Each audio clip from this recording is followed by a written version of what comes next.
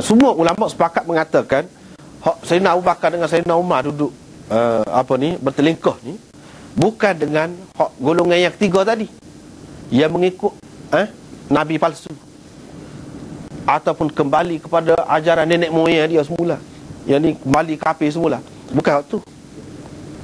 Hak tu tak ada khilaf. Ulama-ulama mengatakan Sayyidina Abu Bakar dengan Sayyidina Umar tidak bahas tentang hak ni. Hak ni tentu dah kafir, hak ni tentu dah murtad hak ni. Jadi kalau nak perang pun tak ada jadi masalah dah. Tak ada khilaf dah. Cumanya hak yang jadi masalahnya hak puak-puak tak bagi zakat ni. Hak tu yang khilafnya. Hak tak bagi zakat. Sayyidina Abu Bakar kata oleh kerana zakat ini salah satu daripada fardu Islam. Dengan sebab dia meninggalkan zakat ini dan dia kata tidak wajib zakat ini, maka dia jadi murtad. Jadi murtad. Bila murtad kita kena perangi. Tak ada satu. Sebab apa? Sebab zakat ini termasuk dalam daruriyatid din, perkara yang diketahui sebagai ajaran agama dengan mudah, semua orang tahu. Hak jahil pun tahu, alim pun tahu, budak kecil pun tahu, orang tua pun tahu. Bila dia menafikan hak lagu ni, maka dia jadi murtad. Dia jadi murtad. Lepas tu kalau dah murtad, apa yang Sayyidina Umar muskil lagi? Dah tadi kita kata tentang murtad itu tak ada khilaf.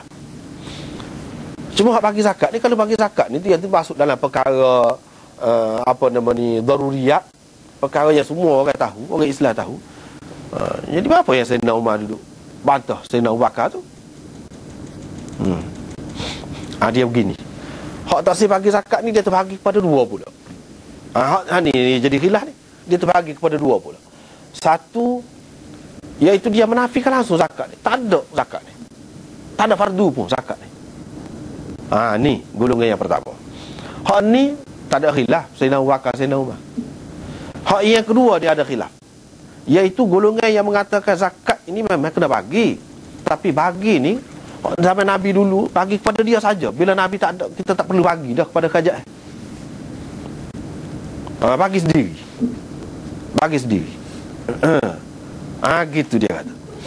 Memang zakat tu dia terima, asasnya ada, tetapi itu bagi kepada pemerintah tu khusus dengan Nabi SAW saja.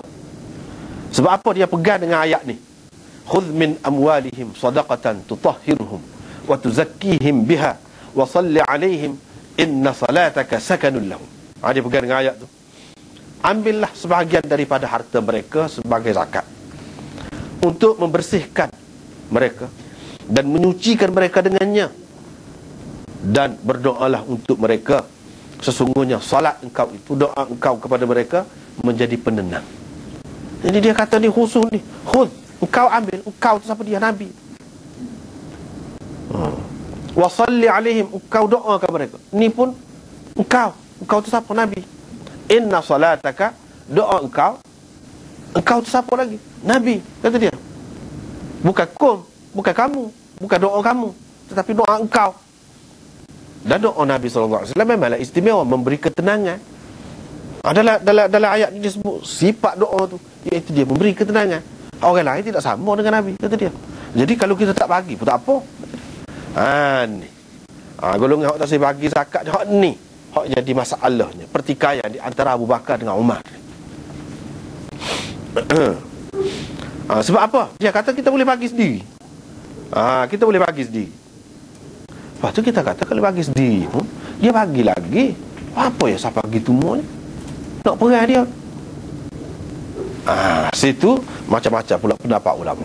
Di antara pendapat ulama yang bagus, maknanya diperhatikan, iaitu Sayyidina Abu Bakar ni politik dia lebih jauh lagi, halus lagi. Sayyidina Umar pun tak sampai ke situ di peringkat mula-mula. Betul puak-puak ni gitu, tetapi pada hakikatnya bersama-sama puak-puak dia ni ramai lagi macam-macam ni hak ada dalam ni. Sebenarnya dia nak menusuk, nak berselindung di sebalik pahaman dia lagu ni. Kalau kita nafikan langsung, mesti orang kata kita kafir. Jadi caranya lagu mana? Kita dalam keadaan lemah, nak suruh kuat lagu mana? Kita kena ada kekuatan keuangan. Nak suruh kuat keuangan, jangan bagi ke dia lah, bagi sama kita. Bila kita kuat, kita akan lawan dia. Dia ada juga ni, ada juga yang memang faham mengikut zahir tadi. Sekat Nabi yang kita bagi, kita patut kita bagi sendiri. Betul gitu je. Ada yang tidak. Dia bermaksud lebih daripada tu. Sebenarnya dia bermaksud nak memberontak terhadap kerajaan juga apabila dia kuat. Sayyidina Abu Bakar nampak dah tu. Sebab tu dia kata pada hakikatnya puak-puak ni tak boleh pegang juga ni. Pada hakikatnya puak-puak ni termasuk dalam bari burak, pemberontak. Dia bukan sekadar tak sibuk zakat kita saja tak. Dia ada maksud lain. Jadi atas dasar dia ni pemberontak, kita boleh perangi dia. Faqatilul lati tabghi hatta tafi'a ila amrillah. Kamu kena perangi orang yang memberontak itu sehingga dia kembali kepada ajaran Allah. Sayyidina Abu Bakar pegang hal tu. Jadi dia nampak ni puak-puak ni tak boleh. Sayyidina Umar dia pegang mengikut zahir. Jadi puak-puak ni tidak menafikan bagi zakat, dia bagi. Sekat tu. Lepas tu dia mengucap, dia mengaku dia Islam. Macam mana kita nak perangi dia? Sayyidina Abu Bakar dia nampak jauh hak tu, dia nampak. Lepas tu sebagaimana Islam ni di mana dia kuat dengan jemaah dia, dan jemaah nak kuat salah satunya dengan keuangan. Dan Nabi SAW pun ambil tu atas dasar bukan kerana dia tu sebagai individu, tapi sebagai kerajaan. Adalah zakat-zakat maknanya boleh bagi secara individu tu, tapi kalau zakat jadi banyak sangat harta benda ni tak boleh. Orang panggil al-zahirah, bukan amwal batinah. Kalau amwal batinah ni tak apalah kita kata. Sepuluh zakat, kita kata zakat fitrah kalau kita kata sikit-sikit tu, ataupun benda-benda yang memang zahirnya orang tak nampak lah, tidak ada masuk dalam kira-kira tu, bolehlah kita bagi sendiri.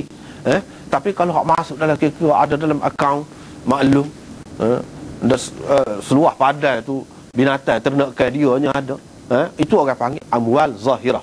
Jadi amwal zahirah ni dia kena bagi kepada kerajaan, baru kerajaan tu jadi kuat. Sayyidina Abu Bakar dia nampak gitu. Lepas tu dia pegang dengan ayat tadi, fa in tabu wa aqamus salah wa atau zakah fakhallu sabilahum.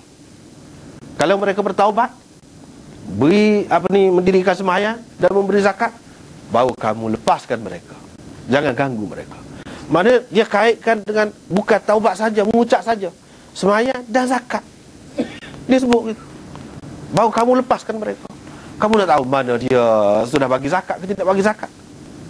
Kalau tidak ada kesatuan, tidak bagi kepada pihak kerajaan, nak tahu mana? Dalam ayat tu disebutkan baru tidak boleh ganggu apabila dia bagi zakat tu juga, serupa dengan sembahyang juga. Seperti mana dalam ayat tu tidak bezakan antara sembahyang dengan zakat, dalam hadis ini pun tidak ada beza di antara sembahyang dengan zakat. Di zaman Nabi SAW dulu pun, kalau orang tak bagi zakat, mana siapakah peringkat dia perang? Makna tak boleh beza di antara sembahyang dengan zakat. Jadi Sayyidina Abu Bakar buat kesimpulan, ni pun lagu tu juga. Apalagi dia ada unsur berontak ni, memberontak. Dengan sebab itu kita kena perangi mereka ini. Ini mengikut pendapat Abu Bakar. Sayyidina Umar lepas pada tu dia fikir-fikir, dia pun setuju juga dengan Sayyidina Abu Bakar. Di situlah nampak jauhnya pandangan Sayyidina Abu Bakar, halus. Dan kalau dia tidak tumpaskan puak-puak ni, naiklah musuh-musuh Islam. Naiklah musuh-musuh Islam. Dengan sebab itu dia tumpaskan hal ni dulu.